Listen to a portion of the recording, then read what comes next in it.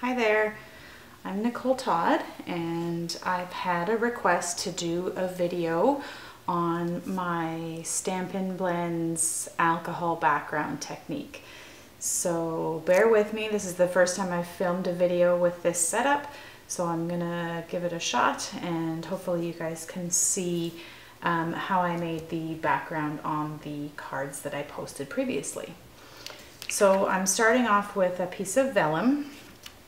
I have 99% rubbing alcohol and a paintbrush, my Stampin Blends in various colors, and this tool is retired, but I couldn't bear to part with it. It is a previous Stampin' Up! Item called the Stampin Spritzer, where you used to put the Stampin' Right markers just through this section here. But I'm not going to be using it with the markers, I'm just using it to blow some air on the vellum. So I'm going to start off with just the two color piece, and I'm going to use the fat tip, and this is the dark old olive color. So I'm just going to lay some color down in various patches. I'm going to go in between with some dark polished pink. You can use whichever colors work for your project. There's no right or wrong on this because it's all going to blend. Oops, that was the thin end. And you certainly don't need to fill in all of the gaps, but through the middle of the page I like to have the majority of the color filled in. So that's where I'm going to start. And then you take your rubbing alcohol, and I just pour a little bit of it in the lid, and then just any standard paintbrush will do, and you want to get it nice and wet, and I just start by dabbing it around the edge of each of the color patches.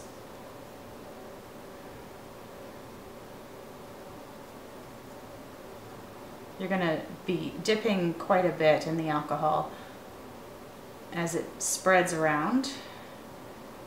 You have to work fairly quickly. It does dry fairly quickly, so I tend to be quite wet with my alcohol here.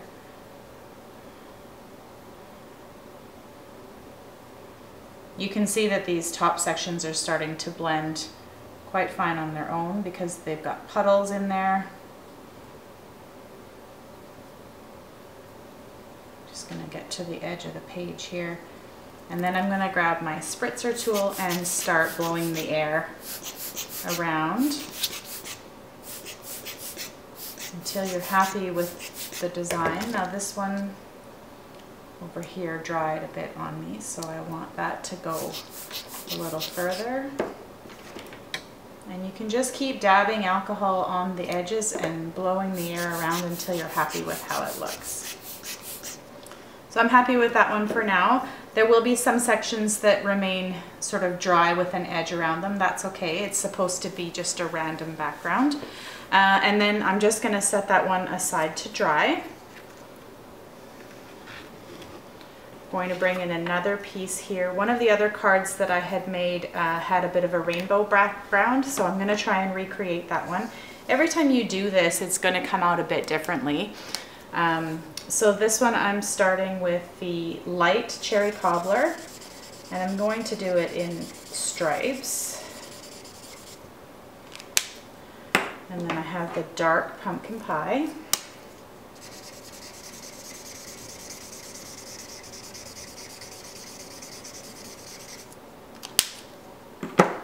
I have the dark mango melody.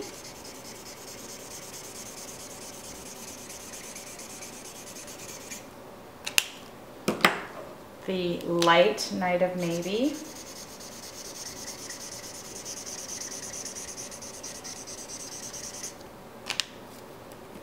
and the dark Highland Heather,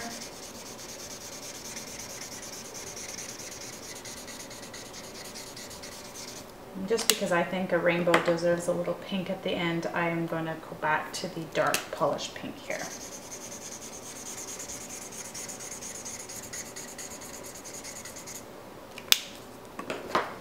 Okay, so the same thing applies here. You're just going to dab around the edges to blend the colors together where they meet.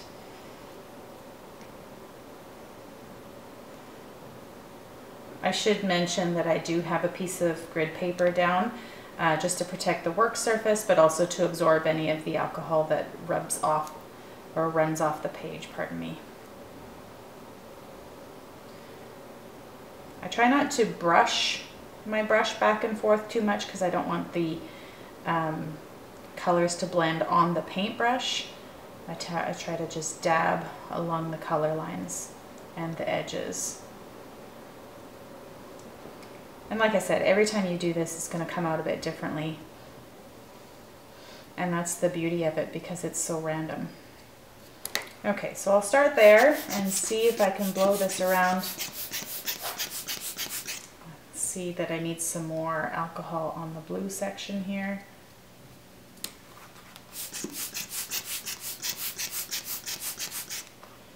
Maybe a bit more on the purple.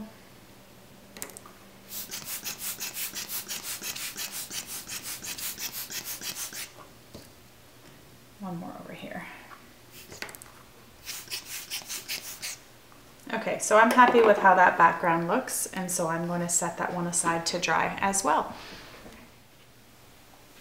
So now that these panels are dry, I have just glued them to a piece of white cardstock.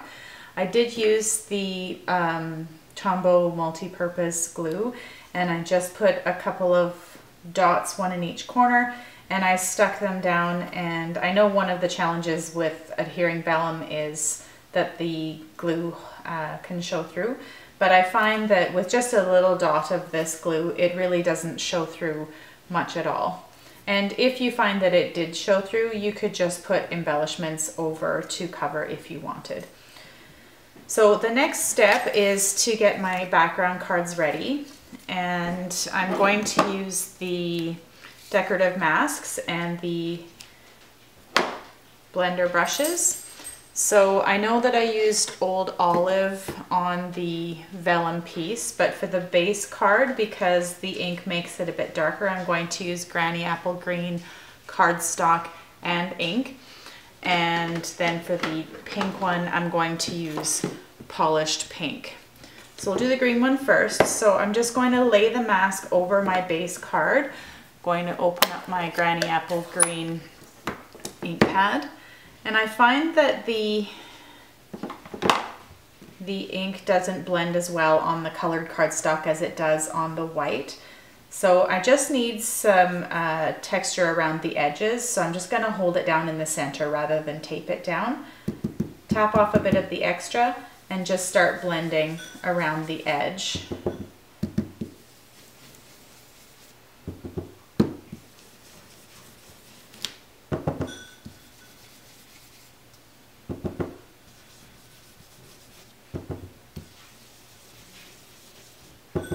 Because the panel is going to be adhered in the center of the card, I don't have to go very far in.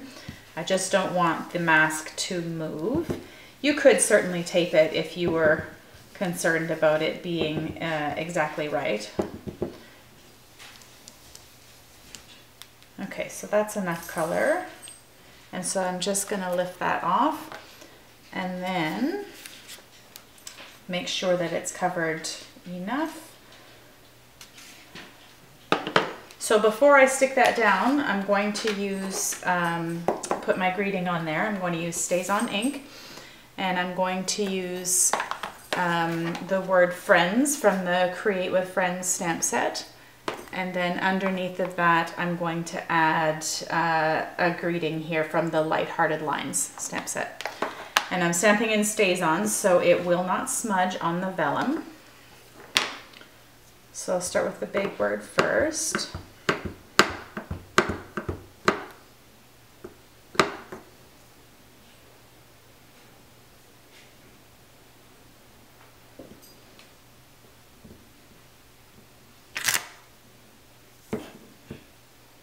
And then I have the greeting here.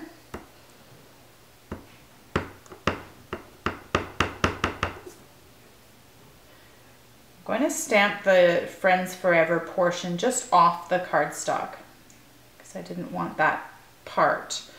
You could also just ink the top portion of the sentiment if you wanted, but that's another way to do it. So I'm going to do the other one with this stamp while I have it in my hand.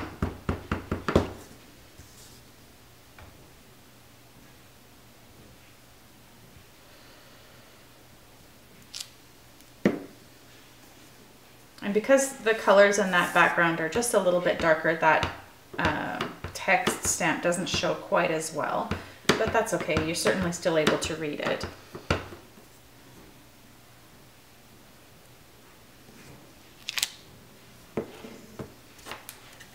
So I've got both of those panels ready. So I'm going to set those aside and I'll do the pink background here with the polished pink.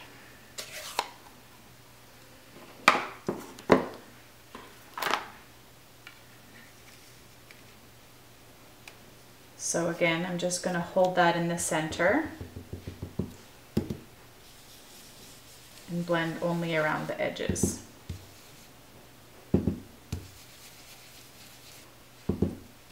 One thing I neglected to do, and I'm noticing a bit of carryover here, is I did not wipe off my mask before I went over it with the pink.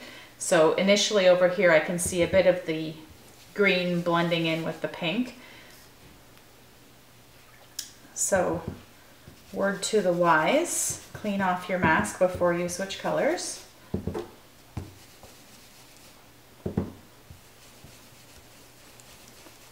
Okay.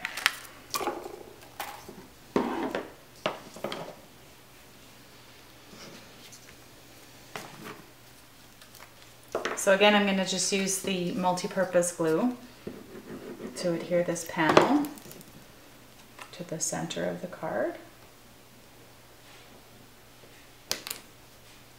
And you could certainly add a piece of ribbon or some jewels or some extra embellishments if you wanted to make it a little blingy.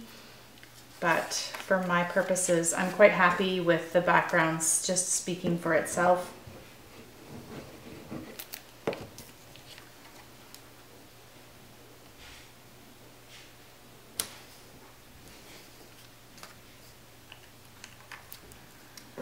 Just clear away my paper background here so you can see the cards separately.